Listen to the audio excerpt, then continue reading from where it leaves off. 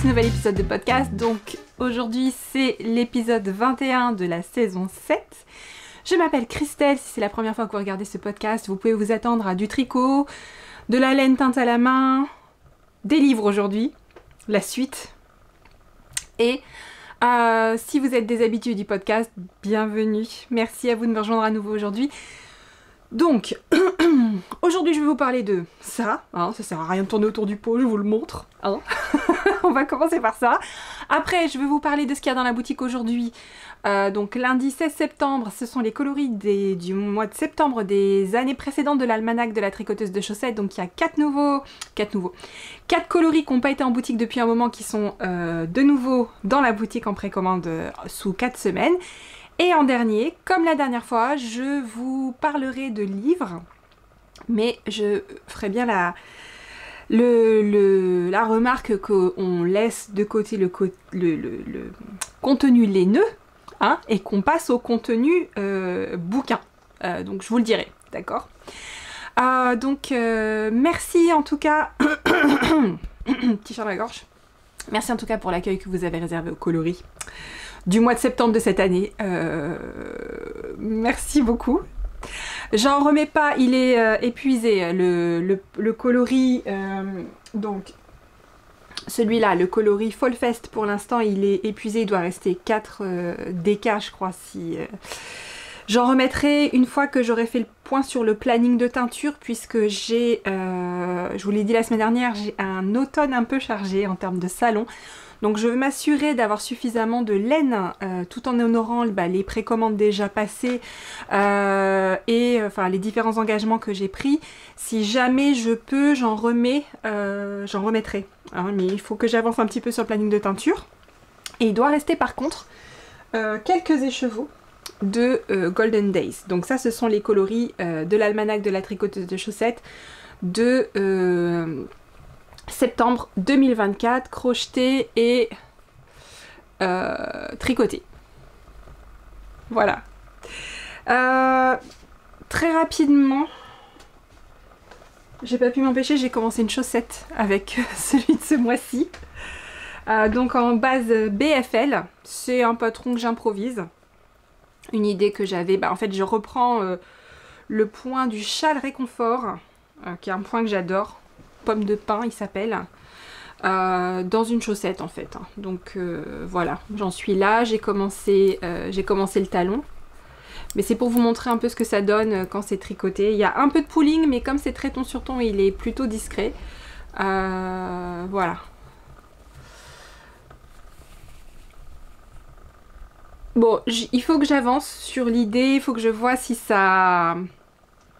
Si c'est sympa aussi une fois porté, parce que parfois on a des idées comme ça sur des points, mais qui ont tendance à avoir un effet sur la façon dont la chaussette va se comporter une fois qu'elle est portée. Donc je sais pas si le point va resserrer, je sais pas si le point va... Comme il y a des jetés, ça risque d'être un peu plus grand. Il faut que je vois un petit peu, mais quand même, bon, je sais... Dans l'idée, j'aimerais bien écrire le patron. Voilà, hein, on va pas s'apesantir là-dessus. Il y a plein... Il y a plein de patrons en devenir qui sont à peu près au même stade que ça. Donc je ne sais pas. Hein. Juste là j'apprécie juste de tricoter comme ça, sans pression. J'apprécie le truc. Cadré, voilà, c'est mieux, pardon. On voyait juste des petits poneys, c'est pas grave, hein, mais je préfère être bien cadré. Donc je voulais vous parler de ceci. C'est donc projet fini numéro 2. La semaine dernière, j'ai partagé avec vous le châle de Steven West, le Fiberfest Shawl, qui n'est toujours pas bloqué, que je prévois de bloquer ce week-end puisque j'enregistre vendredi 13 septembre. Et donc ce que je voulais vous montrer, c'était ce petit t-shirt de Shea Johnson. Ça s'appelle le As If Tee. Et donc comme vous pouvez le voir, il est en bimatière en fait. Il est même pas bloqué là, hein, d'accord? Il est juste canon. Mais canon de chez Canon. Essayez de monter un peu. Vous voyez pas? Non, attendez. Comment je peux faire? Vous voyez pas? Je peux reculer plus. Voilà, je peux reculer comme ça. Donc le dos est bimatière également. C'est tricoté, donc fingering et mohair et soie tricotés ensemble à peu près jusque là. Et après le dos, c'est... Non, jusque là. Et après le dos, c'est que du mohair. Et le devant, en fait, on a cette forme qui fait un peu bustier que j'adore. Il est vraiment trop mignon. Si, voilà, vous voyez. Donc, je l'ai fait assez court. Voilà. Je le porte avec un jean taille haute. Et il est vraiment, vraiment super, super mignon. Et donc la taille est parfaite, je l'ai du coup pas bloqué mais je trouve qu'il est parfait comme ça, j'ai même pas envie de le bloquer. Donc j'ai juste suivi exactement le patron, j'ai rien changé. Je trouve que j'avais peur que le col soit trop serré parce qu'il n'y a pas de rang raccourci, rien du tout. Au final il est parfait. J'avais peur que les manches soient trop serrées, mais non, pas du tout, tout est... Dans cette histoire, j'ai eu peur de beaucoup de choses et finalement tout s'est bien passé. Donc voilà. Quantité de laine, bah, c'est passé, il m'a fallu un chouïa de plus qu'un écheveau de chaque, donc c'est dommage. Ça c'est la 3e taille, je pense que si vous faites la première, c'est sûr que ça rentre dans un de chaque. Si vous faites la 2e taille, je sais pas, je pense que ça rentre dans un de chaque. Après, en termes de taille, j'ai un petit peu d'aisance positive. Et mais c'est dommage, ça s'est pas joué à grand chose, hein. Franchement, j'ai dû utiliser quoi, allez, 10 grammes 10 grammes de lait chevaux et peut-être 5 ou 6 grammes de mohair de nos autres écheveaux, donc je sais pas ce que je vais faire avec ce qui reste, mais j'ai des restes, c'est vraiment dommage. Donc je pense que c'est un patron qui est super pour faire rentrer dans un écheveau de chaque si vous faites une petite taille, ou qui va du coup, si vous faites une grande taille, c'est bien aussi parce que vous allez manger plus de laine. Vous pouvez aussi raccourcir, enfin ça donne l'opportunité quand même de faire des manches plus longues si vous voulez, j'avoue que ce serait pas mal.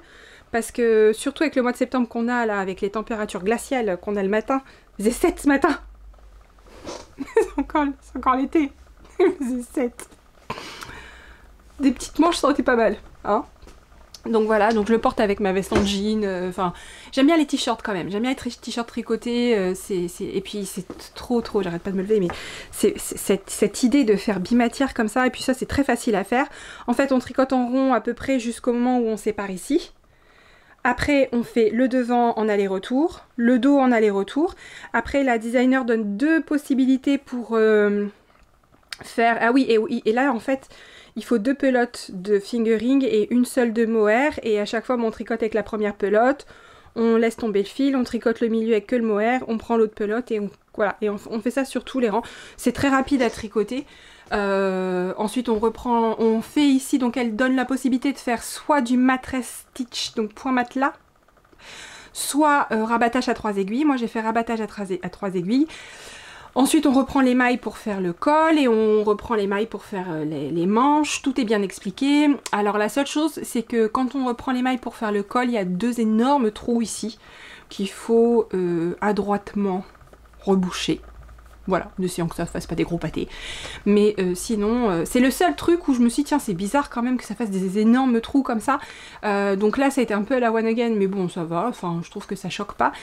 Sinon, je trouvais le patron super facile à faire, très rapide à tricoter, très agréable, original. Et moi qui aime bien les t-shirts, pour moi, c'est un peu dans la...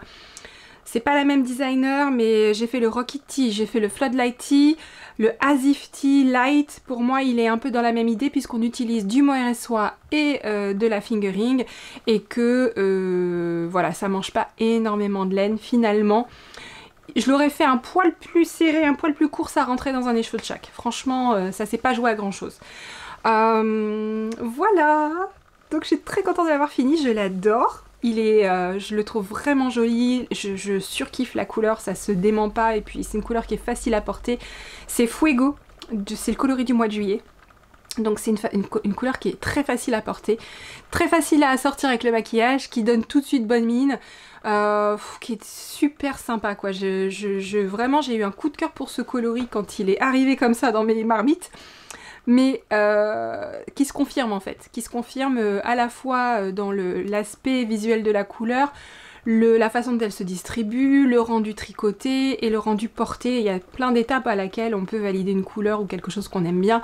Là, ça valide à tous les niveaux. C'est vraiment une couleur que j'adore. Voilà, donc ça c'était pour mon projet fini. C'était un été, franchement c'est un été où je suis très contente, où j'ai une vraie sensation depuis quelques semaines d'avoir rétabli un équilibre, c'est-à-dire j'ai la sensation d'avoir énormément donné pour mon business et ma société en prenant beaucoup sur mon temps personnel pendant des mois, des années. Et là, finalement, avec le recrutement d'une personne et demie, puisque j'ai Florestine qui travaille avec moi à l'atelier, mais j'ai également Sophie qui m'aide pour l'aspect administratif.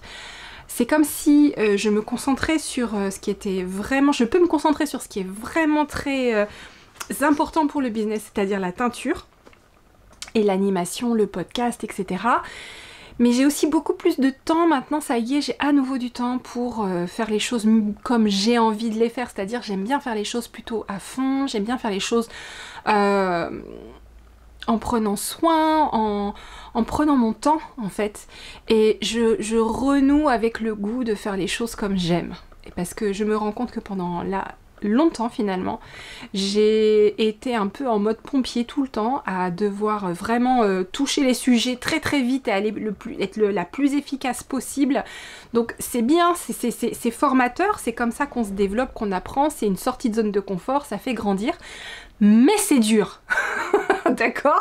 Et c'est pas fait pour être comme ça tout le temps. C'est trop dur de tenir ça tout. Et vraiment, j'ai eu cette impression l'année dernière d'être un peu à bout de souffle, quoi. C'est à bout de souffle et d'avoir fait le maximum. Mais là, j'avais vraiment besoin d'un relais finalement. Et là, je me rends compte, si je fais le bilan des mois d'été, bah voilà, j'ai tricoté un Steven West. Bon, 3 échevaux, mais enfin quand même, j'en ai fait un. Alors que j'adore tricoter ces châles à Steven. Ça faisait combien d'années j'ai pas fait un Steven West. Donc, j'ai tricoté un Steven West. Je me suis fait un pull. Bon, il n'a pas de manche, mais quand même, un pull.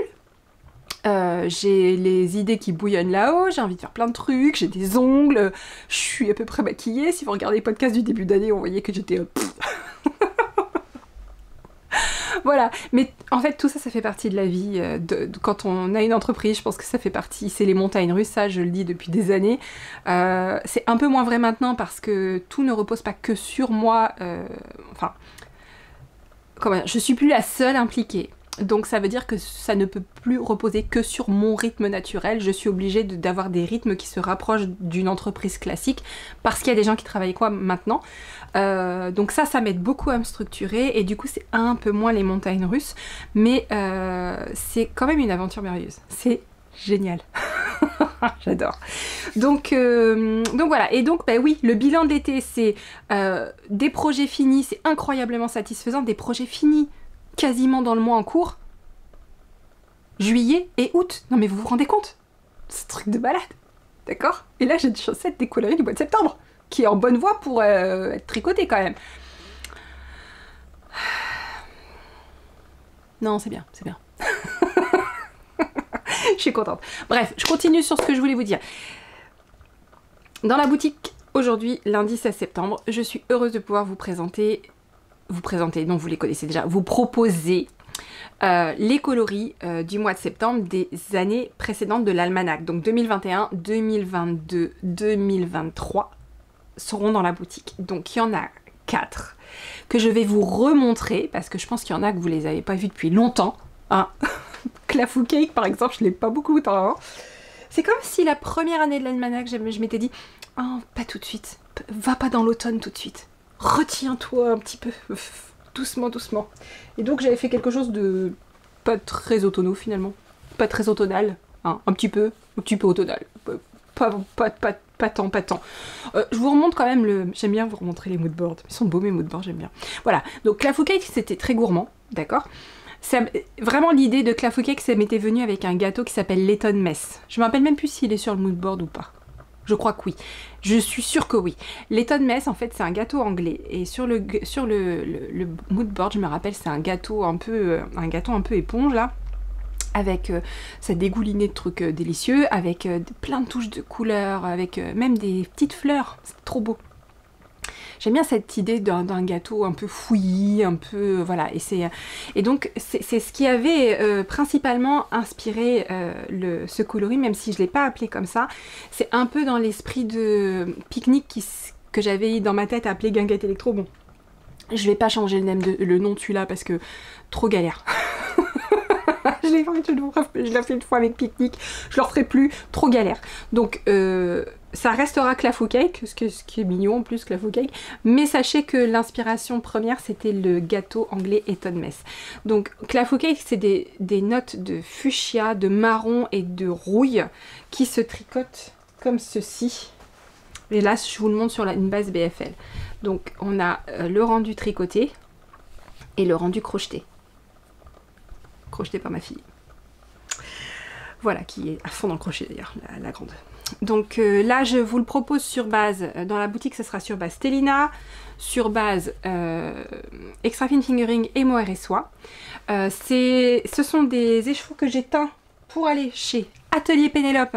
Je me suis un peu loupée sur le nom la dernière fois, c'est parce que j'étais pas sûre qu'il y ait Atelier devant ou pas. Mais il y a Atelier Pénélope à Nice, je vous remets le lien dans la description. Atelier Pénélope à Nice, c'est le vendredi 20 et le samedi 21 septembre, donc cette semaine, d'accord, hein, je prends le train jeudi, je rentre dimanche, pas de podcast lundi 23, voilà, tant que je vous livre ça comme ça vient. Qu'est-ce que je voulais vous dire d'autre là-dessus? Ça sera vendredi à partir de 10 h, d'accord? Cliquez sur le lien pour avoir toutes les infos, l'adresse, etc. Parce que ça, je ne l'ai pas en tête. Mais du coup, vous retrouverez tout sur le site. Et ça a encore bougé ou quoi? Il y a un fantôme? Oh, c'est pas possible ça. Qu'est-ce qui se passe? Ne bouge plus. Ça suffit. Bon, continuons. Deuxième coloris d'automne de l'almanach de septembre. Deuxième coloris de septembre, mais c'est coloris d'automne. C'était Mabon, que vous connaissez, que vous adorez. Je pense qu'il est dans le top 5 des coloris que vous préférez. Ça doit être, d'ailleurs, il est très haut dans le top 5. Il doit être numéro 2 ou 3, je pense. Je ne saurais pas dire qui est le premier, parce que ça change parfois quand on...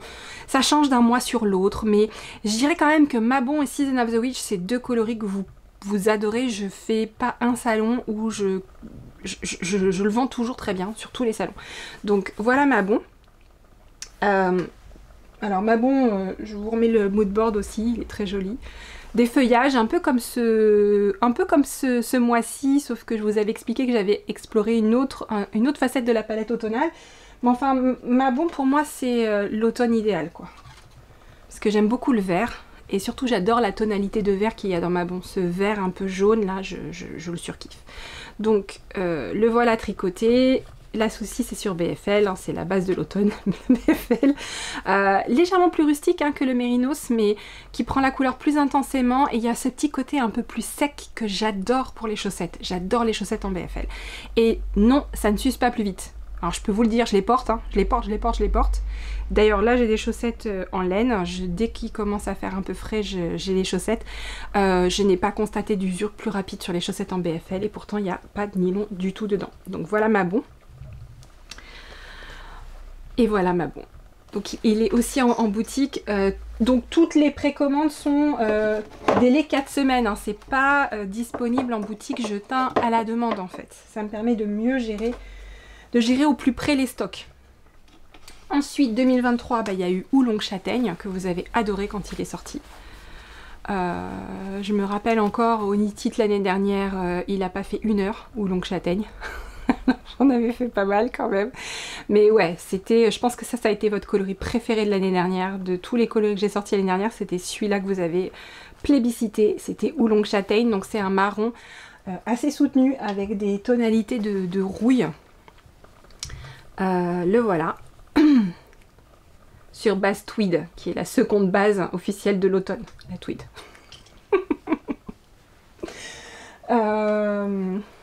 Il est en boutique également. Et le coloris qui l'accompagnait l'année dernière, c'était un vert un peu sauge, très très doux, avec des notes de coloris qui étaient inspirées par les figues. Et ça s'appelle Colomba Corsica. Les deux coloris de l'année dernière, au mois de septembre, avaient les noms de mes 2 thés préférés. Donc Oolong Châtaigne, c'est mon thé préféré. Ex aequo avec Colomba Corsica, qui est un mélange figue, châtaigne, mandarine. Alors que je déteste la mandarine. J'adore les clémentines, mais pas les mandarines. Mais la mandarine associée à la figue, au thé noir et à la châtaigne, moi, magnifique. Donc voilà Colomba Corsica, et à nouveau échantillonné sur tweed. Et donc on a fait le tour des coloris qui sont disponibles dans la boutique. Vous pouvez aller les découvrir maintenant. J'ai repris des photos, toutes les photos sont assez fidèles. J'ai que repris en photo Clafoucake parce qu'il était vraiment ancien et que ça faisait un moment que je l'avais pas teint, donc j'ai préféré vous mettre ce à quoi il ressemble aujourd'hui, hein, puisque quand j'ai pas teint un coloris depuis un moment, il peut y avoir des variations. Moi j'évolue dans ma pratique de la teinture en fait, j'évolue, je continue à changer et les coloris que j'ai teints en 2021, si je les refais aujourd'hui, ils n'auront pas la même tête tout à fait, sauf ceux que j'ai jamais arrêté de teindre comme Nuit d'hiver ou... Mais Clafoucake clairement je l'ai pas teint depuis un moment, donc lui c'est sûr il sera différent. Je vérifie juste l'heure parce que j'ai rendez-vous. Oui c'est bon, on a encore un petit peu de temps parce qu'il faut que je vous parle de livres. On termine là, ça j'ai fini le contenu tricot. Je voulais finir ma petite liste de livres que j'ai lus cet été. Et là, je voulais me concentrer sur les Paperbacks from Hell. Je ne sais pas si vous vous rappelez, mais si certainement. Il y a un livre qui a initié chez moi une furieuse envie de lire les romans horreur, science-fiction des années 70-80. C'est ce livre de Grady Hendrix qui est génial. Alors, il n'est pas traduit en français à ma connaissance. Néanmoins, c'est quand même une anthologie fantastique, surtout si vous aimez cette littérature en fait. Donc, rien que les couvertures sont absolument incroyables. J'adore. Ça m'inspirerait presque un calendrier de l'Avent. Ou un coloris. Ou une série de coloris. Oh, ça serait génial, c'est tellement... Non, Christelle, non. Bon, bref. Alors, j'ai 5 livres dont je vais vous parler aujourd'hui, que j'ai lus cet été. Je les ai terminés tout début septembre, ces deux-là. Et donc, on va commencer par... Bah, je l'ai même pas, il y en a un que j'ai pas. Oh. Bon, je vous le mets là quand même, touc. Je l'ai oublié celui-là, il est à la maison.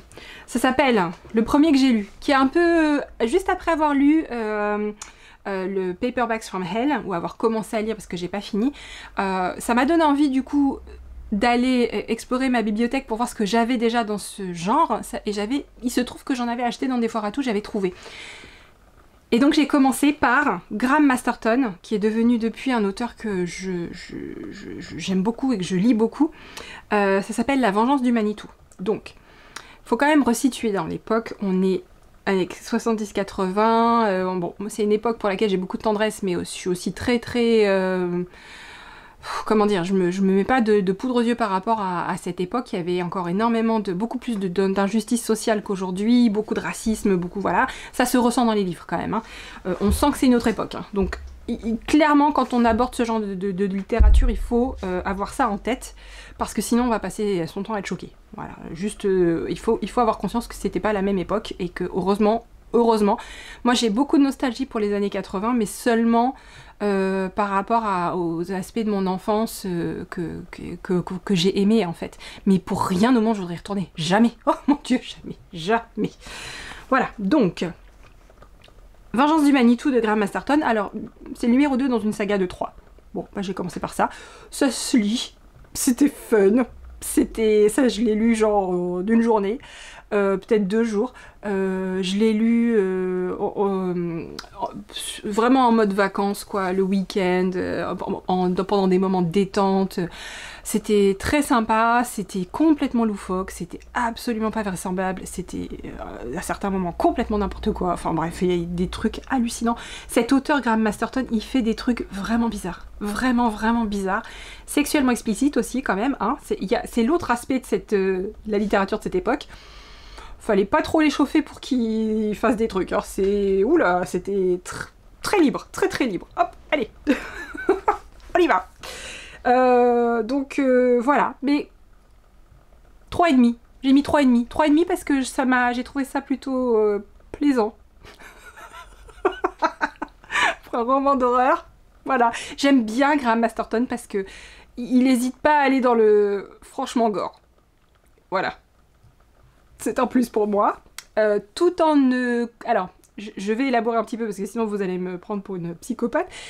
tout en élaborant pas trop sur ni la souffrance, ni le côté psychologique des personnes. C'est-à-dire, il nous permet pas d'établir des liens avec les personnages dans le livre. On n'a pas le temps de s'attacher, si vous voulez. C'est un peu... voilà.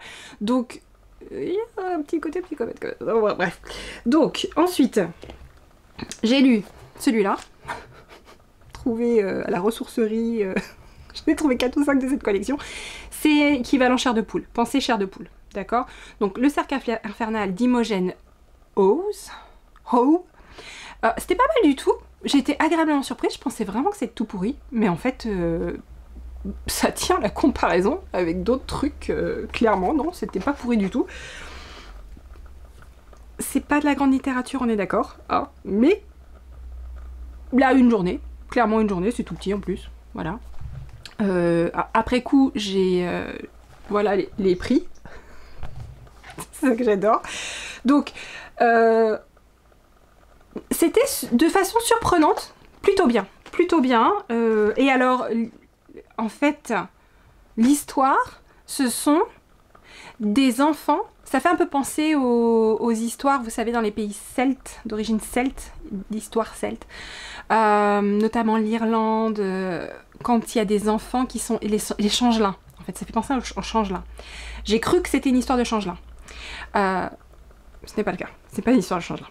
Mais j'ai cru que c'était ça, puisque c'est des enfants qui disparaissent de chez eux pendant 12 heures, 24 heures, et qui reviennent catatoniques. Enfin, pas tout à fait catatoniques, ils sont capables de manger, mais c'est comme si c'était des coquilles vides qui n'avaient plus que des fonctions de vie, mais il n'y avait plus personne là-haut, quoi. Voilà. Donc, c'est ça l'histoire, et c'est en fait une jeune fille dont la petite sœur a failli être prise, de la même façon, qui a réussi à la sauver, et en fait avec son petit ami ils essayent de comprendre ce qui se passe et de ramener les autres enfants à leur état normal. Donc de façon assez surprenante, c'était bien.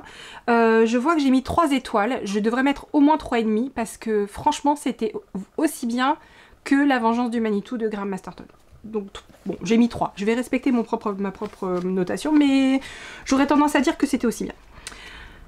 Peut-être que j'ai mis 3 parce que c'était quand même un peu simpliste.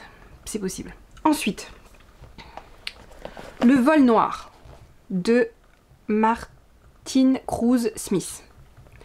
Alors là, on est encore dans une intrigue qui se passe aux États-Unis dans une réserve Hopi avec un homme médecine Hopi qui décide qu'il y en a marre. On va déclencher la fin du monde. Voilà. Et donc il fait une cérémonie pour ça, et en fait, dans le livre, c'est pas dit, c'est pas un roman d'horreur, c'est pas un roman de créatures, ça parle de chauve-souris, mais plutôt sous un aspect scientifique, chauve-souris vampire, plutôt sur un aspect scientifique, et comment ça vient s'imbriquer dans l'aspect culturel et mythologique de la culture Hopi et Navajo, mais c'est pas du tout le roman auquel je m'attendais. Je suis un peu déçue. Moi j'aurais bien aimé que ce soit juste des chauves-souris comme ça, que ce soit un petit peu moins fouillé culturellement et tout, ça m'aurait pas gêné en fait. Ouais, les lectures d'été, on n'a pas envie de ça, je trouve un peu trop... Bon, c'était bien quand même, c'était bien, 3 étoiles. Ensuite, j'en ai lu un énorme qui m'a pris quasiment une semaine. Stephen King, Dothraki. C'était bien. Franchement, tout le début du livre, j'ai adoré. Stephen King, c'est vraiment un de mes auteurs préférés. Après, je trouve que c'est... Il a écrit ça plutôt... C'était 2009, je crois, donc... plus de drogue. Ça ressemble... On retrouve beaucoup d'éléments de ça. On retrouve beaucoup d'éléments de Rose Madère, qui est, je pense, mon roman préféré de Stephen King, qui n'est pas son plus connu, mais qui est mon préféré. On retrouve pas mal d'éléments... alors, Rose Madère, c'est par le biais des peintures, dedans. Ça, c'est par le biais d'une présence maléfique, ancestrale, voilà. Ça m'a un peu fait penser à ces 2 romans, et en fait... Ce que j'aime avec Stephen King, c'est que quand on lit ses romans du début, ça fait penser à rien d'autre que ça, en fait. Et là, j'ai un peu l'impression qu'il a recyclé des thèmes. Et même si j'ai beaucoup apprécié et qu'il s'est lu très vite et très bien et que j'arrivais pas à le lâcher et que j'avais envie de savoir ce qu'allait se passer et tout, je l'ai trouvé vraiment un peu réchauffé sur certains thèmes et inutilement très dur en fait. Après bon, quand on a lu des trucs genre Cimetière, bon, il n'hésite pas à zigouiller des gamins, voilà, on sait, d'accord? On le sait. C'est pas la peine de se plaindre, on le sait qu'il est comme ça. Il n'y a pas d'enfant qui meurt là. Si, bref, je vais arrêter de vous spoiler. Mais on le sait qu'il fait ça, lui. Ok, on le sait. Malgré tout, bon. Quand même, 4 étoiles. Mais il maîtrise son truc. Bon. Ensuite, j'ai lu ça. Alors ça, j'ai beaucoup aimé. C'est... je crois qu'il est très connu ce bouquin, hein, Virus de Robin Cook, il est Outbreak en anglais. J'ai beaucoup aimé le rythme, j'avais vraiment l'impression comme un film d'action en fait, il n'y a aucun temps mort, ça s'enchaîne et blim blim blam blam blam blam blam blam jusqu'à la fin, les dernières pages, franchement je me suis arrêtée dans ma voiture sur le côté parce que je voulais savoir comment ça se terminait, il me restait 20 pages, je pouvais plus attendre, donc vraiment très bien. Ça j'ai beaucoup aimé, j'ai mis 4 étoiles et demie. Et en plus, le film de 1995 avec Nicolette Sheridan qui jouait dans Côte Ouest et un autre gars qui jouait dans Twin Peaks, il est disponible gratuitement sur YouTube. Juste, je pose ça là. Hein, j'ai commencé à le regarder tout à l'heure. Ensuite, j'ai lu un livre audio. J'ai écouté Ghost Virus, le virus fantôme de Graham Masterton. C'était pas mal, j'ai mis 3,5 à nouveau parce que, alors là, l'histoire est complètement délirante. C'est des vêtements, des fripes qu'on achète dans des friperies qui sont possédés par le fantôme de leur précédent propriétaire qui se trouve être des psychopathes. Mais alors des psychopathes, mais vous n'avez pas idée ce qu'ils font quoi. C'est des psychopathes mais genre de niveau de... Hannibal Lecter, comme s'il n'avait pas de... Hannibal Lecter, comme s'il n'était pas également un homme très cultivé. Voilà, c'est ce niveau-là. Les premiers chapitres du bouquin sont complètement surréalistes, gore, enfin... c'est pas mal quand même, Graham Masterton, j'aime bien. Et enfin, dernier bouquin, vous allez voir avec un autre œil en fait. L'île sanglante de Peter Benchley. Peter Benchley, c'est celui qui a écrit Jaws, d'accord, qui a été un succès phénoménal à la fois en bouquin et en film, qui a été du coup fait par Steven Spielberg. Les Dents de la Mer, hein, quand même. C'était dur à lire parce que ça se passe dans les années 70 et il y a des trucs franchement dans les années 70. C'est juste trop bizarre quoi. Il y a des, enfin, comment ils voyageaient. Les avions. Prenez l'avion comme tu prenais le bus. Voilà. Les armes. Alors je sais que les armes aux États-Unis c'est quelque chose, mais alors là il y avait carrément des supermarchés d'armes où on pouvait aller acheter des trucs comme ça en passant. Enfin des trucs, c'est compliqué. Après j'ai trouvé difficile à lire. Le style c'était plus complexe, plus empoulé, plus... Voilà, j'ai moins apprécié, c'est moins vacances pour moi. Ce qui, quand même, la couverture fait très très vacances. Là, c'était... Enfin, ça fait très île, machin. Bon, on voit bien qu'il y a quelqu'un qui est mal intentionné ici, mais bon, quand même, bon. Ben, c'était pas très léger, hein. C'était très bien documenté. Ça va pas du tout là où on pense que ça va. Et franchement, j'étais contente parce que quand je regardais la couverture, je m'étais dit, oh là là...